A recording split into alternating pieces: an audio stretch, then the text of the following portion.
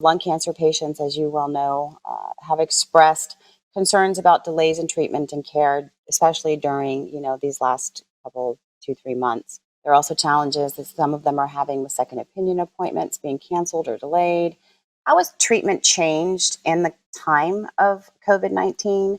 What should and should not be delayed? And what role is telemedicine playing from your perspective in the academic setting? Maybe I'll start with the question that many patients are quite interested in, and that's in the time of COVID, should my treatments be delayed? Should they be changed?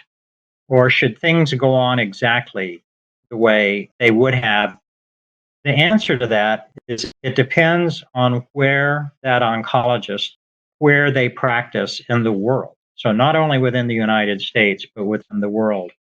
All of you know how different this disease is, how the incidence and the severity is quite different from place to place around the world. Some in Europe, some in Asia, and even within the United States, where in the New York, Boston, Connecticut area, it's been devastating.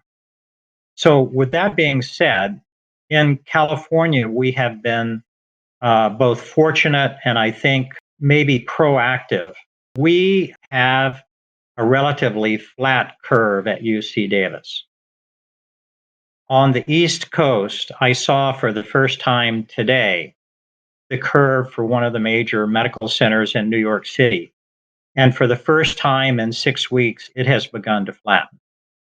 So the reason I give this sort of introduction is if a patient is, let's say, in New York City, they have just had their diagnosis of lung cancer and it's an early stage and they're waiting for surgery.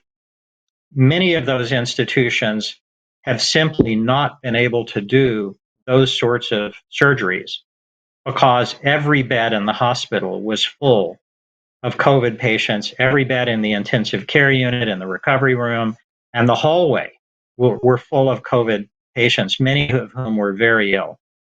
Then the issue is, well, do you bring in a healthy patient with stage 1 lung cancer to do surgery and then expose them? So it's not an easy question to answer.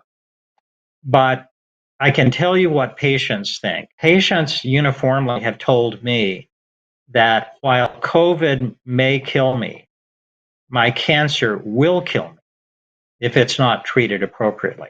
We know from many studies, for example, that the surgical kind of patient that I was talking about, if we delay surgery more than 6, 8, 12 weeks, that the prognosis is worse because that gives more time for the cancer to have spread to other areas, even if you can't see it on a scan, as PET scan or CT scan, micrometastases.